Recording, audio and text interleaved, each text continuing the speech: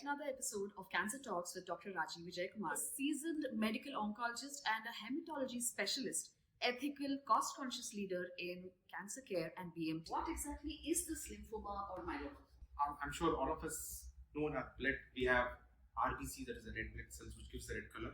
Then all of us have heard of platelets because dengue season we've been transfusing platelets right, left and center. Then you also have in Kannada we call it Bidi Rakta. So that is the white blood cells.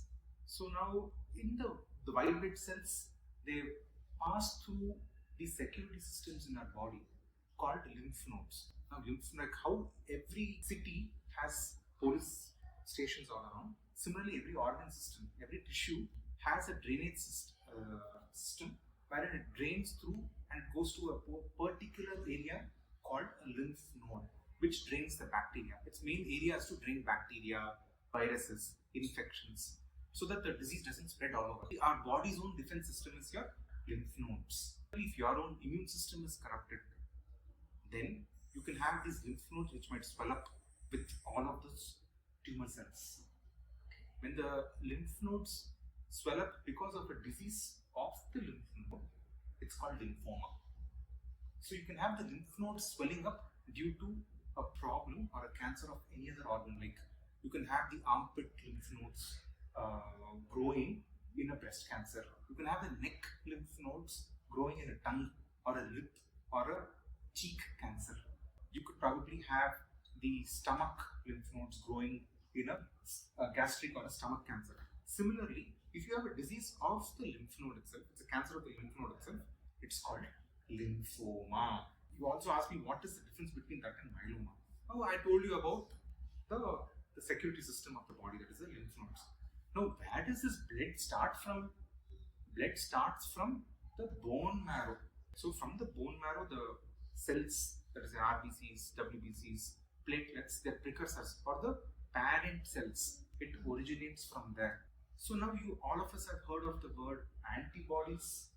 So, antibodies gives us strength to protect ourselves from different infections, viruses, bacteria, so on and so forth. Now, if there is a problem with this particular antibodies, so each of these antibodies there are like IgG, IgM, IgA, IgD, IgE. There are 5 types of antibodies. So in these 5 types of antibodies, they all have a certain proportion. It's like a demography. Similarly, all our antibodies also have that amount of proportion.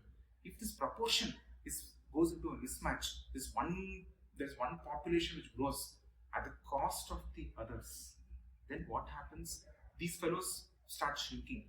This fellow becomes like a big Rakshasa, like a big demon. And then what will happen? These fellows will not be able to do their work. What is their primary work?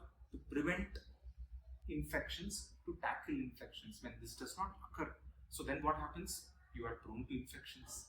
You will develop fevers. This is the essential difference between lymphoma and myeloma. One is it genetic? And 2 is, a lot of people feel that it is okay to have lymphoma or myeloma in terms of the cancerous bit, rather than having other types of cancer which may not be curable at all. This seems to be very, very curable. So they're like, this seems to be a safer form of cancer compared to other cancer. So how is this even? It's actually a very nice question, Mansi. When you have a lymphoma, like when a patient has fever, you go ahead with a lot of tests, and then after we as doctors diagnose. We are initially taken aback that, oh, it's a lymphoma. But then actually when we look back and look at the complete state of things, we're like, it's a lymphoma. You know why? Because once you give the appropriate therapy, there's almost, if it's in early stage, first or second stage, there's almost a 90%, 95% chance of cure, that after taking your 6 cycles of chemotherapy, you will not have any disease ever. So again, there are different subtypes, okay, like Hodgkin's, non-Hodgkin's, T cell, B cell, aggressive, non-aggressive, indolent, marginal zone. So the large number of varieties of lymphomas are there, but in most lymphomas, especially if it is the Hodgkin's variety or the B cell variety, they have a very, very good response rate. And if it's an aggressive lymphoma, they're even more happy. And you're wondering, aggressive lymphoma, you are happy. You know why? Because it is like these don't have too many sleeper cells. So these cancers come out very aggressively. The chemotherapies act on these aggressive cancers and kill it. If you have these indolent lymphomas, these are like sleeper cells. So they will cause problems now and then, but they will not completely eradicate your city.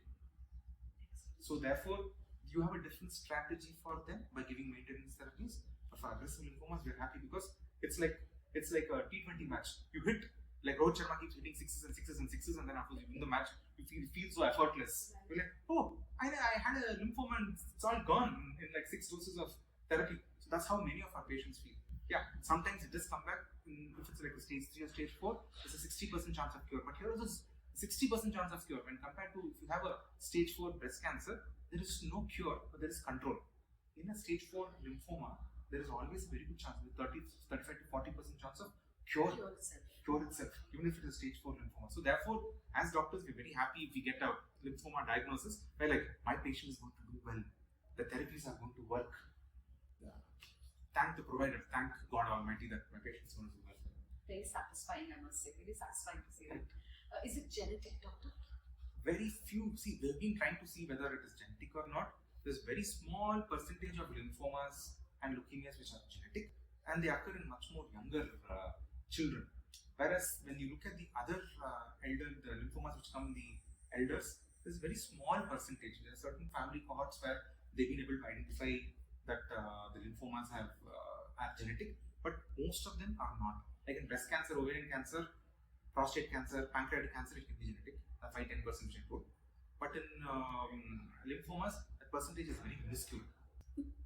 Alright, doctor, I think you've got enough information about lymphoma and myeloma now, and I'm sure those who are watching will have loads and loads of questions on this again. So feel free, the WhatsApp number is right there on the screen. Feel free to ping us. I know we have a lot of questions when it comes to these.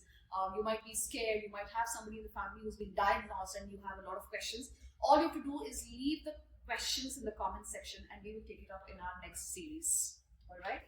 Thank you so much, doctor. Thank you, Mansi. Cancer doesn't have to be scary. So ask away your questions on anything to do with cancer and we have the answers to that, and that's exactly what Dr. Rajiv Vijay Kumar is going to do. Answer your questions. You could leave your questions as comments in the comment section of our Instagram, YouTube, LinkedIn, Facebook, wherever this video is being played, or you could just directly WhatsApp it to us on 7975301470. Thank you for watching.